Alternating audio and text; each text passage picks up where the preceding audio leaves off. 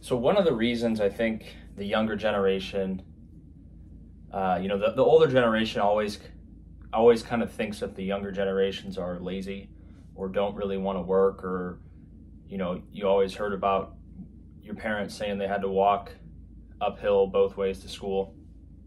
Every generation, as you get older, you think, the younger generation is really lazy and they don't want to work, and they're not productive and this and that. And I was listening to a video about a guy talking about Gen Z in particular, how they didn't want to work. They didn't want to take those entry-level jobs. They didn't want to work at Subway. They didn't want to work at the gas station. They didn't want to be like a retail clerk ringing up clothes. I did that when I was like a teenager. Like, I had a terrible job that paid $8 an hour while I was in high school, and it was terrible. I mean, you almost just get the job because you're kind of, old enough to go get a job and you don't really have anything else going on. But in terms of getting any money or anything, it was just terrible. I mean, I didn't have any expenses at the time, but it was still maybe $100 a week. Some weeks it was even less than that, that you got for working part-time, maybe, 12 to 15 to 20 hours a week. So younger people, I think, also realize now that it's just not worth it.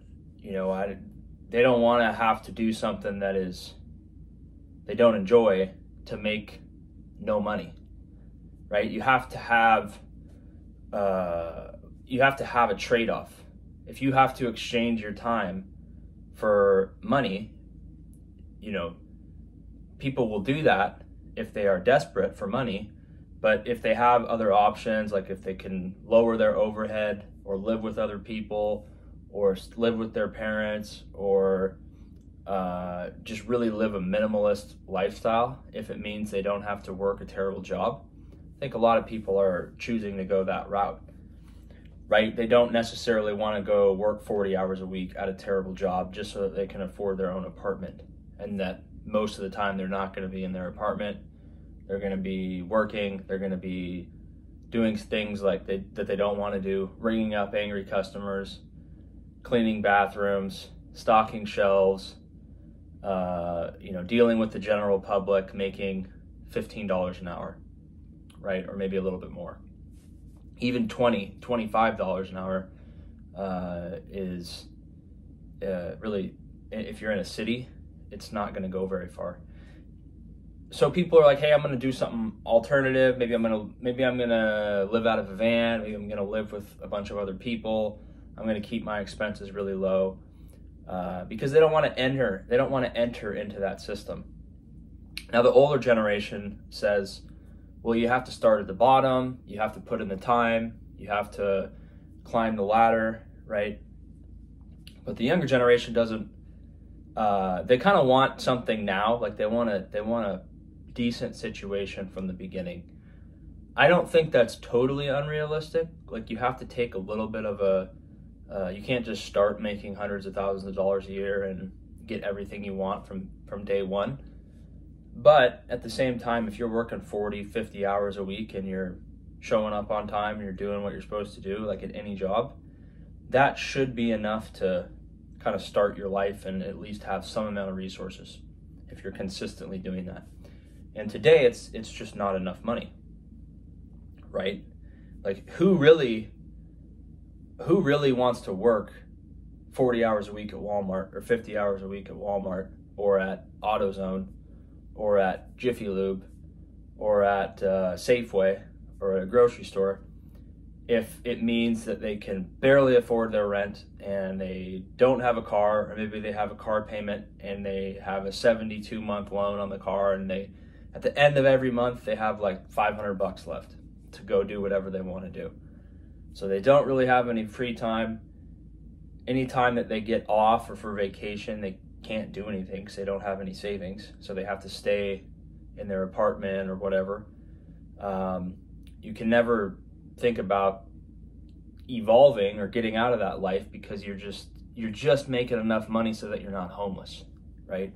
I can pay my rent, I can pay my car payment, but I don't see ever making enough money to where I can maybe buy a house or save a little bit of money or start investing it so that I can graduate above where I am now. And that's how the lower class of people just stay stratified there. Because inflation, the price of houses, the price of food, the price of gasoline, the price of clothes, the price of everything in the store goes up 10% a year maybe, sometimes maybe even more. And the person working at Kroger's or Safeway or AutoZone or Jiffy Lube or Walmart, they're maybe getting a 2% raise. So actually every year that they continue to work, they become poorer. And maybe some of those people get a raise. Maybe they get a title change. Maybe instead of being a associate, they become a manager. And then maybe a manager, they become a supervisor or whatever. Their title changes a bit, and some of them will make a little bit more money. I think if you're the actual store manager, you make decent money, but you're working, I think, 60 to 70 hours a week, sometimes even more, at these grocery stores. And you have to manage people that are, it's a stressful job. You have to manage people that are at the bottom, that don't care, that are turning over, that aren't showing up, that are smoking, doing drugs. You know, you have to deal with this all the time, right? As a manager in one of these positions. Because those people don't care. People that are 16 years old, 18 years old, or 25 years old, and they're just doing that job because they don't have anything else to do, they're going to be low quality most of the time. They're going to turn over, they're not going to show up, they're not going to do very good work. There's no incentive structure for them to really care. So it's not easy to manage people like that because they don't, at the end of the day, they don't care. So I don't blame them for thinking like that. Now, if you're desperate and you don't have any family to rely on, or you don't have any savings, or you don't have anything else going on, you most likely are going to have to do one of these jobs, or accept that you're going to have to trade your time for, $15, $20, $25 an hour doing a job that you don't necessarily like. But, I get a little surprised when I hear companies or managers or people say, how come no one wants to work? How come no one wants to be at this company? Or how come no one wants to show up and start at this position and climb the ladder? You don't pay enough, right? Anyone that is considering doing your job, they have to look at the economic reality. Hey, I'm spending 40 hours a week doing this job or doing this task for this company. What am I getting in exchange? The only thing that you really get from the company is money, right? They can give you trophies, they can give you praise, they can say you're doing a good job. None of those things, like trophies or titles or the fact that you got an A on your performance review, none of those things help pay your bills. None of those things help get you a mortgage, a better mortgage rate. They're not going to help you with your car loan. They're not going to help you with the price of groceries at the store. So everyone does that analysis. Am I making enough money? Can I survive on what I'm getting for my time?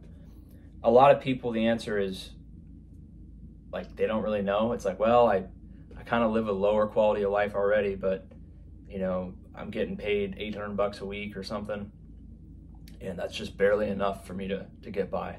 So people become comfortable just doing that job, but there's so much turnover.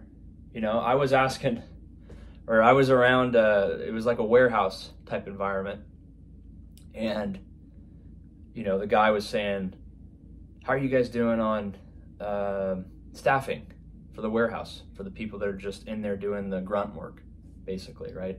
And some of the hours are like, they're working graveyard for some of them. It's like, oh, we're way understaffed right now. We can't find enough people that want to show up. They're people they don't show up to the interview, or they show up for a week and then they leave, and then they don't show up again, and then we have all these people that just aren't consistently showing up. And then the question was, well, how much do you pay them? And the answer was, oh, $15 an hour in like the Seattle area, right? So to me, I mean, I was just like, well, that totally makes sense, right? People that are on their feet, having to do a manual type job at odd hours, you know, whether it's the swing shift or the graveyard shift, and you're using your body, so you're going to be sore, you're going to be potentially, you know, hurt, or you're not going to, it's going to impact your life in other ways because you're using your body.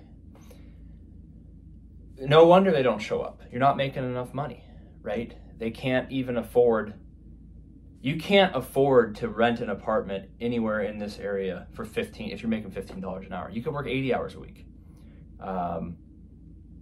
If you worked 80 hours a week, you might be able to pay for an apartment, but you have no life, right? You're not even at your apartment most of the time. You're working 40, 60, 80 hours a week, making $15 an hour. So people don't show up, they quit, they turn over, they go look for different employment. They might go to McDonald's, they might go to a different warehouse, whatever, because $15 an hour just isn't cutting it. There's not enough hours in the day that you can be awake doing that job to justify staying there. Now, the type of people that maybe that works for is like college students, or people that are on a break, or people that are in high school, or people that just want a part-time job that, you know, maybe they have a spouse that works or whatever. But it doesn't justify the fact that anyone who's actually doing that job is getting severely underpaid. No one can survive on $15 an hour. You can't. $15 an hour is $30,000 a year before any taxes. Most rent is close to $2,000 a month for just the most basic rent situation. That's $24,000 a year. That's before insurance, that's before health insurance, dental, food, your car, your clothes, any sort of thing you want to buy outside of just the basic stuff. I mean, you're talking $20,000 to $25,000 just in rent. Okay, now maybe you can cut that in half or close to half if you have a roommate, but if you make $30,000 a year and you have to pay some amount of tax on that, you can barely afford your rent. So all of this is just to say,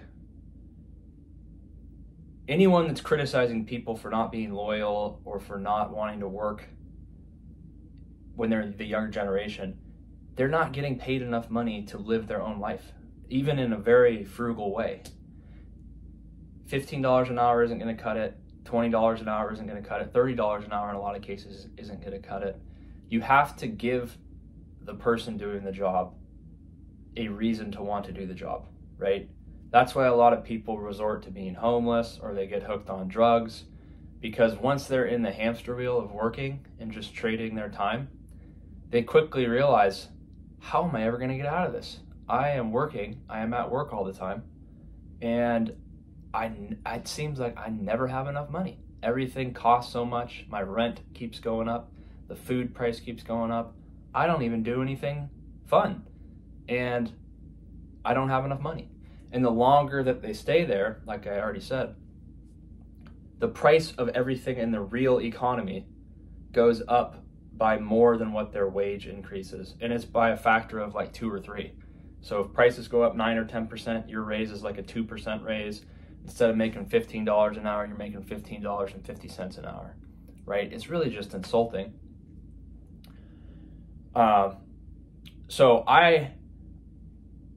Of course, there's always going to be people that are working lower wage, lower paying jobs, but those people, I think, are so close to being homeless or to just saying, fuck it, and figuring something else out, because they have nothing to lose. They have nothing to lose. They're saying, I got to spend all my time doing this. I got to spend all my time doing a job that I don't like, that's difficult, and in exchange for it, the only thing I get is to be not homeless. I have a place to sleep. I have basic food in my stomach, and then I have to wake up tomorrow and do it all again. I don't have any future prospect. You know, a lot of these companies don't pay you like a retirement. They don't give you benefits. They don't give you health insurance. They don't give you anything other than $15 an hour. And with that money that they give you, you're essentially just an indentured slave, right? You're like the people they brought on over on ships just to work a job. You have somewhere where you can sleep at night, and then you get up and go do it again. So that might sound, I know that sounds a little negative, but it's just true for a lot of people. And again, it doesn't apply to everyone, but people that are in that situation, you totally can't blame them for being either unhappy or for turning over and leaving, because their own situation is very bad. So they're at the point where they have to basically do anything else, because it's almost like when you're at the bottom, that's when people finally change. When they're at rock bottom, they realize, this can't get any worse. I'm going to do something else, because this literally, the only way it could be potentially worse is if I was homeless. But even if I was homeless, I wouldn't have to work at this job, right? I could maybe stay at the Salvation Army, or one guy was talking about even how he would go to prison, right? It's free. I get 2-3 meals a day in prison, and it's warm, right? It's air conditioned, so you don't have to worry about being homeless. But it's just sad when there's jobs that people want, real people to do, where it's guaranteed poverty. You don't even have enough money to do anything. You can just barely survive on that income. So let me know what you think. If you have comments on that, we'll see you on the next one.